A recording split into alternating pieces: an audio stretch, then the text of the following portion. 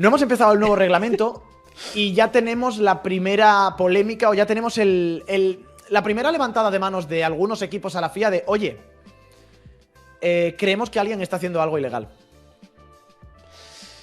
Hay cositas, ¿eh? Hay una Hay cosita cositas. por ahí que ha empezado a sonar desde Alemania, sobre todo, que se está empezando a hablar sobre ratio de compresión geométrica y tal. Se está empezando a hablar de cosas que podríamos estar hablando de lagunas de reglamento, Jorge. Cuéntame un poquito. La cuestión es, esto es una información que Racing News 365 y Motorsport Magazine, una prensa holandesa, vamos a decir, otra prensa alemana, han destapado. Y lo que dicen en ambas es que Ferrari, Honda y Audi se han quejado a la FIA por un potencial truco que estarían haciendo Mercedes y Red Bull con sus motores. Ahora me voy a poner un poquito técnico, ¿vale, Jesús? No os asustéis, que la gente no llore, no os sintáis desamparados, os voy a explicar todo lo que pasa. En este año 2026, la relación de compresión geométrica de las unidades de potencia de los motores de combustión se ha limitado de 18.1 a 16.1. La cuestión es que en Audi, Honda y Ferrari creen que Mercedes y Red Bull han conseguido llegar otra vez a esa relación de 18.1, que es 16.1 a partir de este año. ¿Qué es lo de la relación de compresión geométrica? Os lo digo muy rápidamente. Básicamente es, si nosotros tenemos un cilindro y tenemos el pistón subiendo, la relación de compresión es la proporción que hay entre el volumen máximo del pistón, del cilindro, cuando el pistón está abajo, sería el 16 en este caso, y la mínima cuando el pistón está arriba, que sería 1. Claro.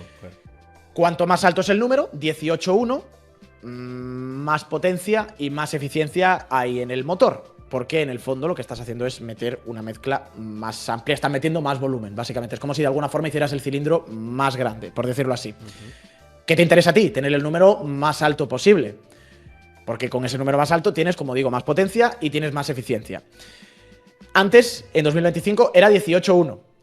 En 2026 se ha reducido un poquito y es ahora 16.1 esa relación. Y lo que dicen es que que Mercedes y que Red Bull han encontrado una forma de volver a que esa relación de compresión sea 18.1. De alguna forma, hacer que el cilindro sea más grande. ¿Cómo? No se sabe. Lo que están un poco diciendo, Jesús, es que se está jugando con la termodinámica, se está jugando un poco con temperaturas.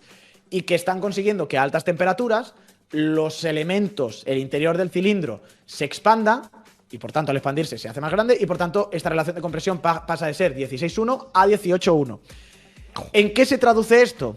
Se traduce en 15 caballos, dicen, que en un circuito como Albert Park podría darte 0,3 segundos por vuelta.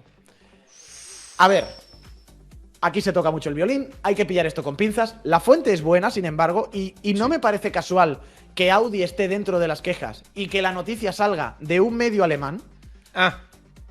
Pero la FIA lo único que dicen desde Racing News es que están continuamente, citan a la FIA, continuamente revisando estas materias para asegurar la justicia y claridad en el deporte. Esto es lo que se dice. Esto es lo que se dice. Es que parece una tontería, pero 15 caballos, si me dicen 3 décimas por vuelta en Albert Park, que no es el circuito en el que más cuenta el motor, ¿cuánto dará en Monza? ¿Cuánto dará en Spa? Que es una vuelta de 1.40 o algo así de tiempo. Estamos hablando de una barbaridad, ¿eh?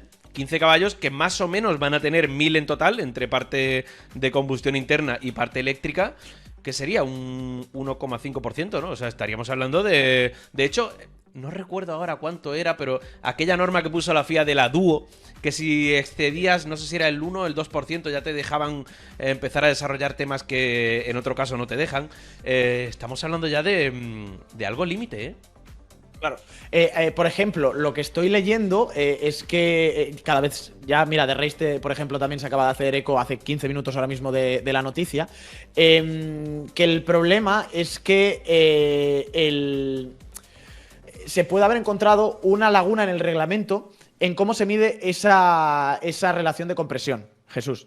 Porque en octubre, en el artículo C5.4.3 del reglamento técnico, hay una última actualización en la que se dice que los test que se van a realizar de los ratios de compresión se van a ejecutar a temperatura ambiente. Es decir, con el motor en parado, bajas el pistón hasta abajo, ves cuánto volumen hay, con el motor en parado subes el pistón hasta arriba y ves cuánto volumen hay. Esto encajaría con lo que se está diciendo un poco desde Alemania, de que el truco se está haciendo con el motor en marcha, cuando hay temperaturas extremas que pueden dilatar algunos componentes y hacer que esa relación de compresión cambie. Hostia, es que es un tema tremendo. Yo, por cierto, también me he puesto ya a comprobar el tema de la Duo aquí en un segundito. ¿Vale? Se dijo que, claro, sería un 3%, pero depende de si lo mides respecto a solo el motor de combustión interna, que serían unos 500 caballos, que sería exactamente 15 caballos. Y si lo mides respecto al motor completo, la unidad de potencia, motor más parte eléctrica, sería un 1,5%. Con lo cual, dependiendo de cómo lo mides, solo con esta mierda ya te metes en Aduo. No, y hay una cosa. Es un problema. Es un problema si en el reglamento técnico no está bien explicado, y parece que no, cuál es la tolerancia máxima de esa relación de compresión y cuánto en temperatura pueden expandirse los componentes. Tengo unas declaraciones de un responsable de la FIA, de un portavoz de la FIA, que esto lo publica The Race. Dicen: es cierto que la expansión térmica puede influenciar las dimensiones de la operación de temperatura, pero las reglas actuales no requieren medidas en condiciones de calor. Lo que os decíamos, con el motor en parado es cuando haces esa medición. Dicho esto, este tema está siendo y sigue siendo discutido dentro de los foros técnicos con los motoristas, porque el nuevo límite naturalmente eleva cuestiones sobre la interpretación y sobre que la gente esté cumpliendo con esa interpretación. La FIA continúa revisando estas materias para asegurar que hay justicia y claridad, y si es necesario habrá ajustes al reglamento o a los procedimientos de medición, y se considerarán para el futuro. No me gusta, Jesús. Buah. A mí tampoco. No me gusta. Empezar el año... A ver, también te digo una cosa. Si fuera de Honda, igual me gustaba más. Pero... claro. No. O sea, empezar el año 2026 con este cambio de normativa y tal, y que todavía no hemos llegado al año, precisamente. Estamos a 19 de diciembre del año 2025 y ya estamos hablando de si una relación de compresión, tal... Está feo, tío, porque encima, claro, siempre lo decimos, cuanto más avanza un reglamento, más se ajusta la cosa. Este año estaba todo muy ajustado y ahora de repente entramos en otro. Ahora hay gente encontrando la laguna en el reglamento, ahora tal, no sé qué. Es que nos van a matar de nuevo la emoción en la Fórmula 1, tío. Me huele esto, Jesús, a que alguien ha encontrado una rata y la FIA ha dicho: hostia, no lo tenemos contemplado en el reglamento. Porque claro, de nuevo, es un poco como lo del doble DRS de McLaren, ¿sabes? Que decías, vale, con las mediciones... Esto es el nuevo FlexiWins, de alguna forma. Porque dices, con las herramientas de medición que tenemos, esto es legal, pero no podemos asegurar que en otras condiciones se siga manteniendo la legalidad. De la misma forma que un alerón con temperatura, presión ambiental y la propia presión del aire flexa y cambia de comportamiento, los componentes internos del motor cambian también de comportamiento. Sobre todo porque es muy claro, Jesús, también, que más allá de la parte eléctrica, aquí seguramente haya algo que todos los equipos van a intentar, y es sacar el máximo posible del motor de combustión interna. Sí. Intentar depender al mínimo de la parte eléctrica y depender al máximo del motor de combustión interna. Cuantos más caballos tenga el motor de combustión interna, aunque sea utilizarlo como generador de las baterías, es que me va a venir bien. Entonces tiene todo el sentido del mundo que estén explotando esto. Pero sinceramente, que estemos ya en diciembre pensando y sospechando que hay algunos equipos que han encontrado, ojo, en motor, que esto no es refuerzas una pieza de carbono y ya. Los motores llevan mucho más tiempo. Mucho más tiempo para desarrollarse y para cambiarse. Que alguien haya encontrado una laguna en los motores, es que aunque lo prohíbas a mitad de año, Jesús, si me dejas correr con ese motor las 4, 5, 6 primeras carreras y tengo 15 caballos más que los demás en esas 3, 4, 5 primeras carreras, esos puntos ya son para mí. Y que hay una homologación. En el tema de motores hay una homologación que es el último día de febrero. Se tiene que hacer antes del 1 de marzo, que lo miré el otro día en el reglamento técnico. Sí. Y a partir de esa homologación, la FIA te permitirá evolucionar diferentes elementos, pero otros no. Y es lo que hablaba antes. Si tú estás en el A-Duo, a lo mejor te deja evolucionar alguna que otra cosita más. Pero hay una homologación que tú no... Aparte, un motor mínimo, si estamos hablando de 4 unidades por temporada, mínimo lo tienes que usar 6 grandes premios. No, por eso. O sea, es que ya es una ventaja tremenda. Y que, Jesús, una cosa, Audi ya dijo en mitad de noviembre de este año que ellos habían parado ya motor 26, lo habían cerrado, lo están produciendo, han homologado y ese es con el que van a ir. O sea, es que si ahora descubres este truco, no tienes tiempo a reaccionar a tiempo para las primeras carreras. Ni tampoco tienes tiempo para pedirle a una Mercedes o a una Red Bull que te cambien esos motores para cumplir con una cierta legalidad, porque hay otros equipos que se han quejado. ¿Cuál es el problema? Que Mercedes tiene 4 equipos y Red Bull tiene 2. Son 6. Es más de la mitad de la parrilla. Son justo los dos que tienen el poder político para hacer cualquier cambio. Ya. Y encima también aquí hay que recordar una cosa, y es que la FIA, con tantas lagunas de reglamento y tal, hubo un año, no recuerdo cuál fue, hace un par de años o 3 o algo así, que metió una especie de norma que era que había que respetar el espíritu de la norma. Y lo del espíritu de la norma, a veces lo han usado para caparle algo a alguien que tenía así como, digamos, laguna, pero no lo puedes hacer de una manera instantánea. Si no recuerdo mal, lo metieron con lo del DAS. Sí. Que el DAS dijeron, ostras, si le permito esto a Mercedes, me arrasa todo lo que quiera durante años. ¿Qué pasa? Que con lo del espíritu de la norma dijeron, te lo quito, pero no te lo puedo quitar ya, porque ya lo has hecho, tu coche ya está hecho en base a esto, tal, no sé qué. Te permito que lo utilices un año y ya te lo corto. Si con el espíritu de la norma permiten que utilicen esto durante un año completo, vamos a ver. Buah. No lo sé. No lo sé, Jesús. Pero bueno, se pone la cosa interesante. Y lo que hemos empezado a tener, Jesús, es ya más información sobre el año 2026 de Ferrari. De hecho, lo que han hecho, Jesús, ha sido desvelarnos los planes de presentación del coche y lo que van a hacer en los test de pretemporada del año que viene. Los test de pretemporada del año que viene, que evidentemente empiezan en Barcelona del 26 al 30 de enero, con 3 días para cada uno y tal, pero como bien dices, Ferrari ha dicho la fecha de presentación. ¿Cuál es esa fecha, Jorge? Pues la fecha de presentación va a ser el 23 de enero. 23 de enero del 26 vamos a tener el coche. Pero la cuestión, Jesús, es que el coche no va a ser exactamente el coche que veamos en Australia en pista. Para mí, esto es lo más importante que saco de lo que ha dicho hoy Frédéric Vasseur y de la información que tenemos de Ferrari del año que viene. En primer lugar, que va a ser una presentación el 23 de enero, que seguramente sea en Fiorano y que quizá, Jesús, veamos el coche rodar. No sé si al estilo de lo que pasó en la presentación del 23, que estuvieron Carlos y Leclerc, pero yo espero algo parecido. Ahí se pueden hacer o 200 kilómetros de Filming Day o 15 kilómetros de un Demonstration Event, que sería un evento de presentación. Sí, un shakedown, claro. Eso, exactamente, el shakedown. Pero luego la cosa, Jesús, es que ese coche que se va a presentar va a ser un coche muy básico, el que tendremos en Fiorano. Esto va a ser el viernes 23 de enero. Y ese fin de semana todo el equipo Ferrari va a viajar al circuito de Barcelona-Cataluña y allí, Jesús, con ese coche van a rodar en lo que Fred Vasseur ha, de alguna forma, catalogado Spec A del Ferrari. O sea, que van a ir con un coche muy básico, que no va a ser ni de cachondeo el que pongan en Australia en pista, simplemente para empezar a rodar. O sea, Ferrari no va a llevar el coche definitivo a los test de pretemporada. O sea, me estás diciendo que Ferrari va a esperar hasta el 23 de enero, solo 3 días antes del inicio de los test de Barcelona, y ni siquiera va a llevar a Barcelona el coche definitivo. O sea, claro, ¿y por qué pasa esto? A ver, esa es la cosa, ¿no? Al final lo que Ferrari va a hacer es presentar esta Spec A del monoplaza, que es un coche, pues ya digo, no quiero decir muy simplón, pero no es el coche más desarrollado hasta las últimas consecuencias del equipo, simplemente para rodar y empezar a rodar y rodar. Eso yo creo que es una cosa que tiene que tener la gente clara de estos test de Barcelona, que van a ser test de fiabilidad pura. O sea, son 5 días, 3 de ellos son los que pueden elegir los equipos, y ahí, Jesús, lo que van a hacer es probar que el motor no se rompa, probar que el coche ruede, no van a buscar rendimiento, no van a validar piezas aerodinámicas, no van a hacer absolutamente nada de eso. Es simplemente acumular kilómetros.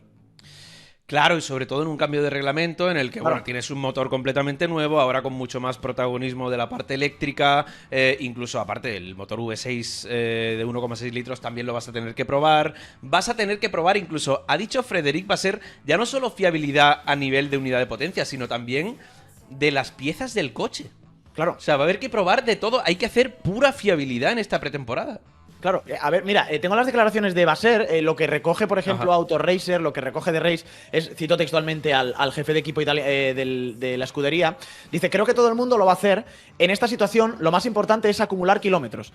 No es buscar rendimiento, es acumular kilometraje para validar las opciones técnicas del coche en términos de fiabilidad. Después, se va por el rendimiento. Creo que todo el mundo irá a Barcelona no con un coche mula, pero sí, digamos, con una spec A. Que ya he visto que hay mucha gente, Jesús, que estaba diciendo, ¿significa eso que van con retraso en el desarrollo? No tiene por qué. No tiene por qué.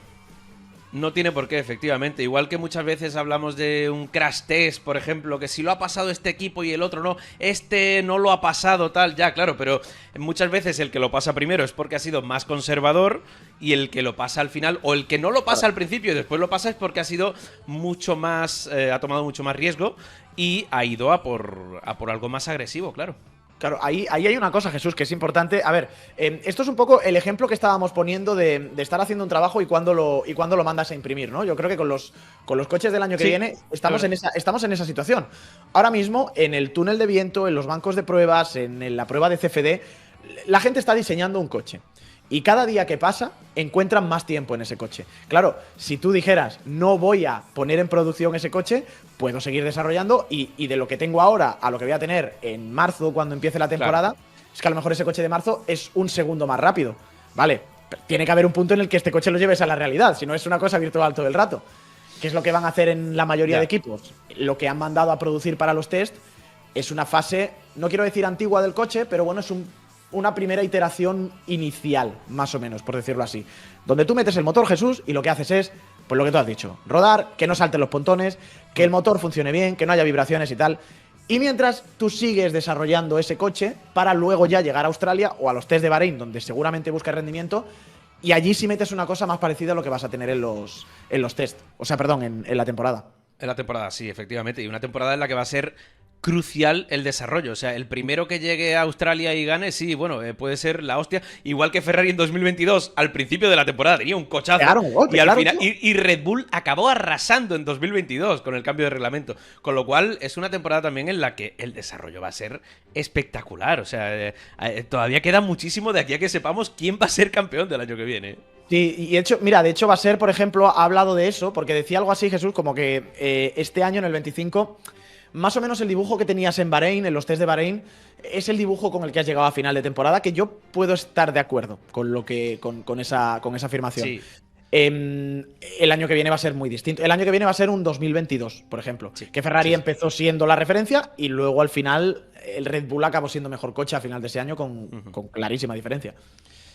Pero si es que pasa incluso en un 2023. O sea, fíjate, no hubo cambio de reglamento. Aston Martin llega al inicio de la temporada con el segundo mejor coche. Por desarrollo no lo hace bien y acaba cayendo un montón. Y McLaren, que empezó el 2023 siendo una mierda de coche, hay que decirlo. O sea, era una basura. Y acabó el año teniendo el segundo mejor coche. O sea, si ya en un año normal, por así decirlo, el desarrollo es bestial y te lo puede cambiar todo, imagínate en un año con cambio de reglamento.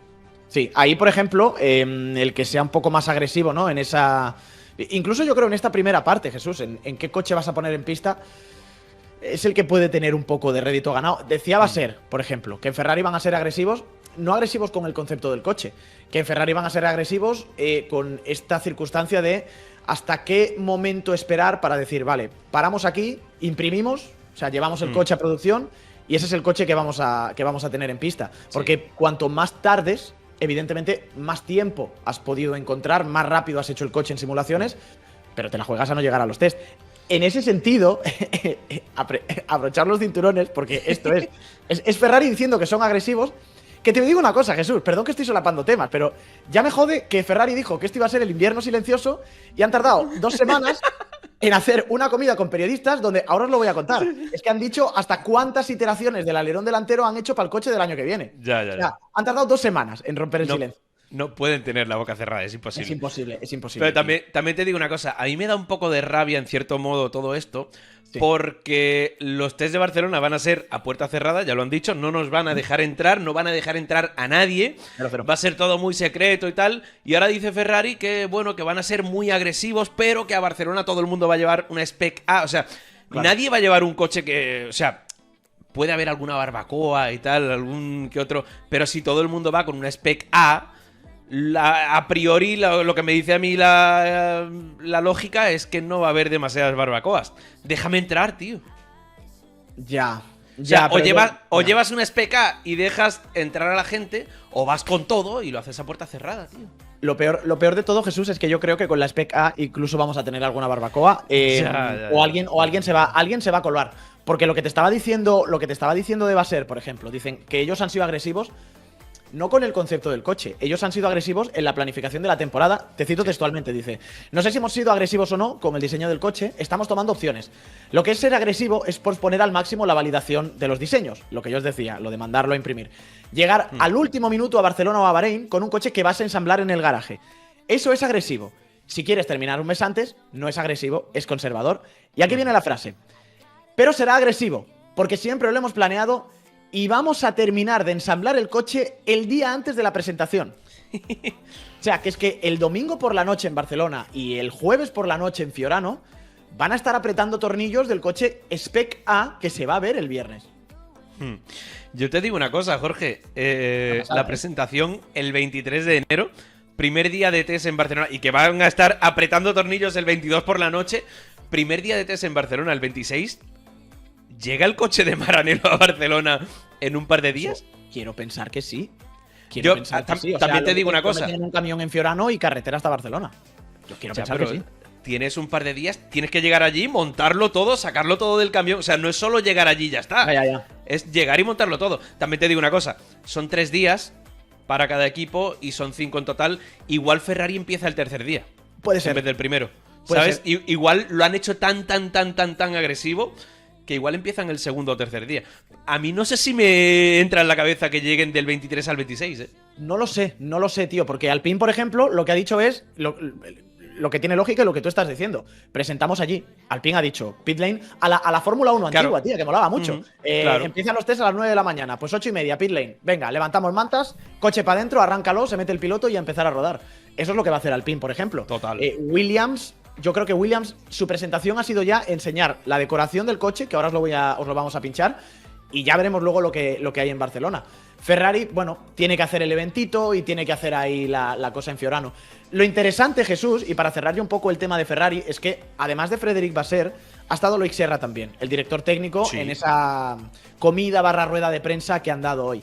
Y esto es información que ha conseguido Autoracer.it, que es muy interesante. Ferrari, según dicen desde la prensa italiana, ha probado para el modelo de 2026 hasta 50 versiones diferentes del alerón delantero. Que el alerón delantero va a ser una parte fundamental del coche del año que viene, porque, bueno, siempre lo es, ¿no? Pero es el que te marca cómo va a ser el flujo de aire hacia la parte de atrás del coche, hacia todo el coche. Que en Ferrari han probado 50 iteraciones del alerón delantero para la temporada que viene, que es uno de los lugares donde más ha trabajado Ferrari en particular, en el alerón delantero y en el morro del coche, que han estado jugando con diferentes longitudes y demás. Y para mí el número es ese, 50. Hasta 50 versiones de ala delantera del nuevo Ferrari, lo cual, saliendo un poco de la sección ya de Ferrari y técnica, con el tema del aire sucio y tal, Jesús, si ya estamos poniendo este énfasis en el alerón delantero, miedo me da el año que viene. Miedo. Lo que me gustaría saber es cuánto prueba el resto. Porque a lo mejor estamos aquí ahora de ¡buah! 50 han probado, joder, qué locura, no sé qué. Y a lo mejor te llega Mercedes y dice, yo he probado 300, tú. O he probado 20, no lo sé. Lo que sea.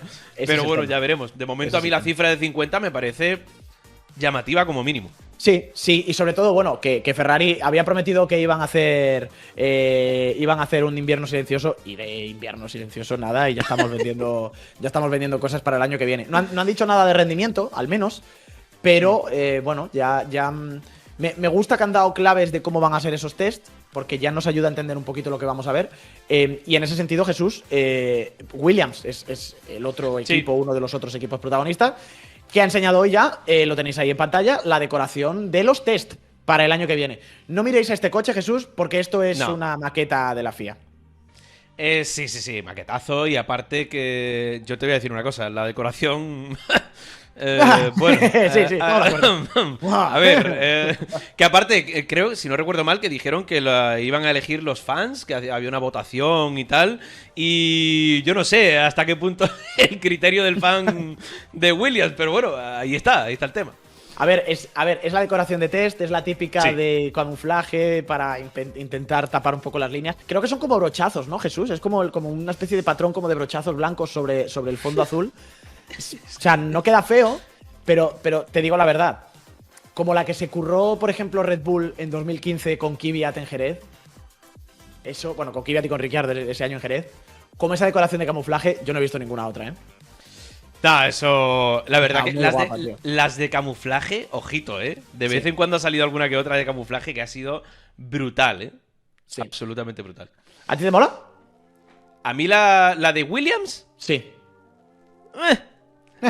Yo, si la haces de camuflaje, hazla bien, tío. Aquella que hicieron, la que tú has dicho de Ricciardo, molaba muchísimo. Recuerdo una también, creo que era de Sauber, no, de Alfa Romeo, si no recuerdo mal, cuando ya era Alfa Romeo, que molaba mucho, tío. Sí. Pero si la haces de camuflaje, hazla bien, tío. A mí esta no me termina de... Sí, no sé, no me acaba de encajar mucho, pero bueno, es decoración de camuflaje. Y habrá que ver también con qué especificación se presenta Williams, que una cosa sí que es cierta, Jesús. Williams paró en abril el desarrollo del coche y supongo que tienen que ser uno de los que están más adelantados en el desarrollo. Quiero pensar, sí. Ya te digo, lo que hemos dicho antes, al final hay gente que si el crash test, que si el no sé qué, tal. A ver, hay poco que saber realmente. O sea, hay gente que ha parado muy pronto el desarrollo del coche, eso es verdad. McLaren también dijeron que lo habían parado y Red Bull no lo paró tan pronto, lo siguió desarrollando durante el año y tal. Vamos a ver. Vale, más cositas, Jesús. Hemos hablado de Ferrari, hemos hablado de Williams, Mercedes. Esto es interesante. Hemos escuchado el segundo motor de la nueva era de la Fórmula 1, el motor de Mercedes para el año que viene. Teníamos Honda, ahora tenemos el que se supone que es el mejor del año que viene. Lo pongo ya en pantalla. Sonando.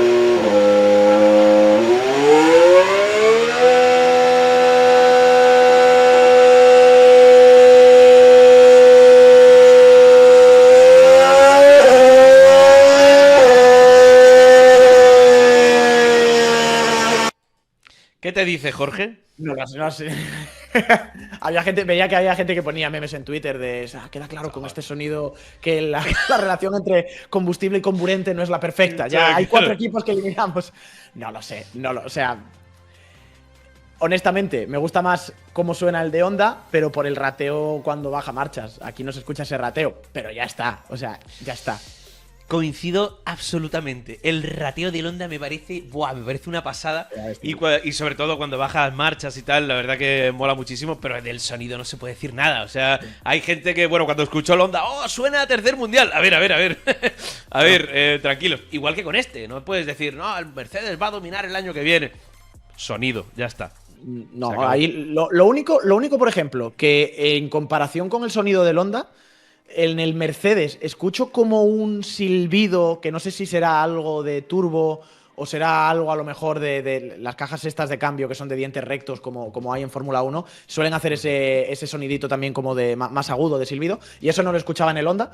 No sé si es que es transmisión completa lo que han hecho en Mercedes y el motor de Honda era solamente el motor. No me quiero aventurar, no lo sé. Pero sí que es verdad que hay una diferencia. Más allá del tema del rateo, hay una diferencia de sonido veo como ese silbidillo que no escuchaba en el motor Honda. Pero quiero decir que es imposible averiguar por cómo suena un motor, cómo va a ir. Sí. O sea, no sé si los ingenieros de Fórmula 1 son capaces de hacerlo. De hecho, ahora que dices silbido, el Renault tenía un silbido muy característico en esta era híbrida de la Fórmula 1. Era como el que más silbaba. Y de hecho era el peor motor de todos. Así que por el tema del silbido tampoco nos vamos a fiar. Así por eso. Ya veremos. Y ya por último, para cerrarlo, que se ha confirmado ya la entry list oficial para este año, con los números además de los pilotos. Verstappen lo tenemos ya con el número 3. Norris lo tenemos con el número 1. Lindblad usará el número 41. Y es una tontería, Jesús, pero estaba revisando los nombres de los equipos y todos, salvo el equipo Cadillac y el equipo Alpine, tienen un... bueno, no, Alpine lo tiene, es cierto. Todos, salvo Cadillac, tienen un patrocinador oficial en el nombre. Ah, bueno. Sí. Todos salvo Cadillac. Bueno. Sí.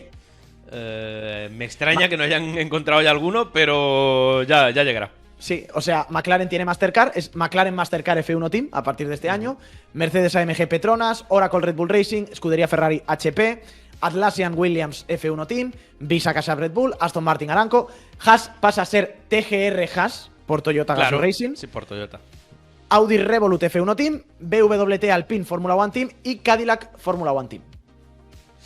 Bueno, pues ahí queda compuesta la parrilla del año que viene, los 11 equipos, con esa llegada de Cadillac, que es el único que no tiene patrocinador principal en el nombre, así que bueno, ahí se queda eso. Se quedan con un poquito menos de panoja, pero ya está, el año que viene que tendrán a Checo Pérez y a Valtteri Bottas, y que Cadillac empezará siendo cliente de Ferrari, pero en el 29 ya tendrá, o al menos dijeron que tendrían, su propio motor.